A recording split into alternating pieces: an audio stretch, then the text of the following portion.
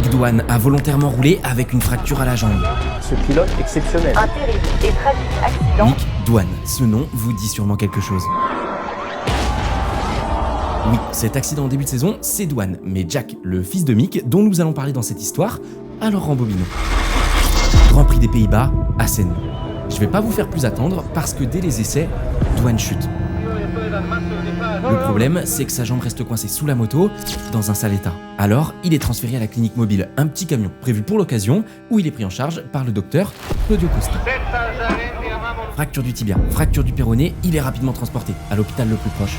Alors, on l'opère direct, mais dans la précipitation, la plaie va s'infecter, et là c'est terrible.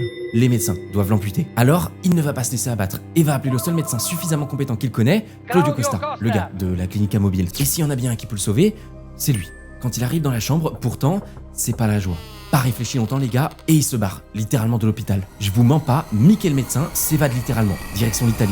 On est alors au Grand Prix du Brésil. Il reste 2 courses avant la fin de la saison. Mick le sait, s'il y participe, il peut encore être champion. Il est vidé, il a perdu 18 kilos, il ne peut pas marcher, sa jambe est faible et fragile comme jamais, et pourtant, il va y aller. Ce jour-là, il terminera 6ème et perdra le championnat du monde pour 4 petits points. Bon, et rassurez-vous, les choses sont bien faites. Mick sera titré champion du monde quelques années plus tard et deviendra même une légende de la discipline. Aujourd'hui, il garde parmi ses trophées les souvenirs de cette histoire folle.